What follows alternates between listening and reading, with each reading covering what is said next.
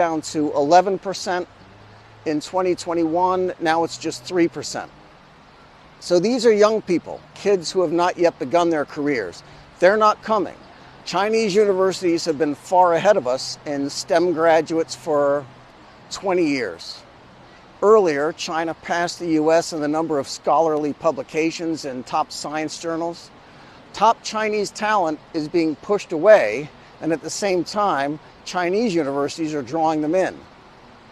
In 2021 alone, just in 1 year, more than 1,400 Chinese scientists gave up their positions in US universities or in industry and came back to China.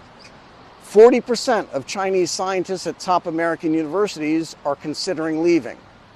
That comes from the Wall Street Journal, from data by researchers at Princeton, Harvard, and MIT. There's been a sharp increase in top Chinese scientists who have left the US for China. And this is each year, not cumulative. Engineering and computer science, life sciences, and faster increases still in math and physics. In interviews, these Chinese say that politics and racism are making things impossible for them.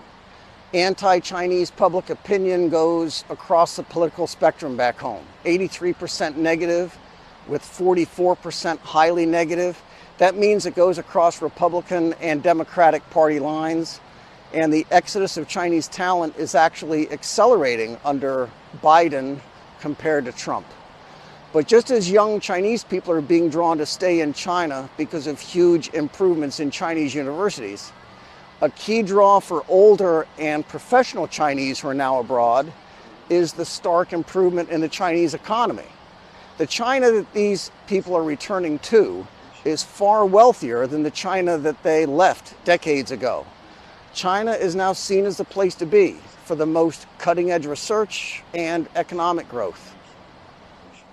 The Wall Street Journal talked to a couple of dozen Chinese scientists who have left or who are planning to. Government persecution, racism, of course, but they also mentioned better pay, that they would make more money in China than in the United States.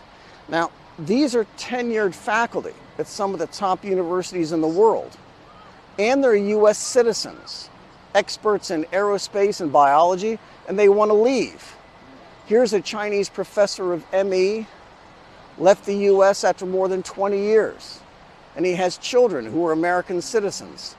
He gave up on the politics in the United States. His career was stalled, so he moved to Hong Kong. I've got a problem with this paragraph here. These issues that Chinese scientists have got come at a bad time for us because Washington is hoping to defend our advantages in science and technology, innovation, while China is narrowing the gap. This is way off. We don't have that edge. We haven't had that edge in a long time. China has it, and the gap is not narrowing, it's widening. And we're lying to ourselves about something else. If it's Chinese engineers and scientists who are doing the work in our institutions, who do we think actually owns those innovations? Microsoft found out that Chinese scientists who build artificial intelligence for Microsoft think that the tech belongs to them. They built it, and Microsoft might have a legal argument that says it belongs to them because some of the work happened in a building with Microsoft's sign in the front of it. But that's not how non-lawyers see things. If it's your idea, it's your tech. And in 2020, Macro Polo discovered that Chinese scientists are 27% of the people working in AI in the United States. Here's an ugly chart to think about. China plus Iran plus India, that's almost half of our AI scientists. And those countries are a lot friendlier with each other than they are with us. So let's ask again, when top research comes out of a US university where half of the team is from China or India or Iran, who does it really belong to? All of this is, though, just part of the big problem because China is where everything is made. China is where the supply chains are and the factories that build everything. So that mechanical engineer who wants to see his innovations applied in the real world, that will be in China. Engineers in the United States might do the design, but the production is outsourced, and usually to here. And more, the US and Europe are saying that technology cannot be shared with China. and our companies are not allowed to buy from Chinese ones. What does that mean? It means that we're telling thousands of Chinese engineers and scientists and scholars that if they want to actually make money with their inventions, they need to leave and come here. There are Chinese who are arriving, though.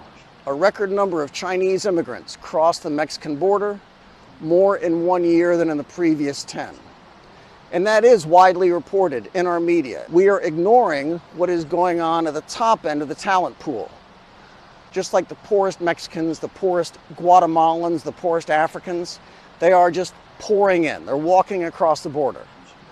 But the most successful and the best educated Chinese, on the other hand, they're putting their American houses up for sale.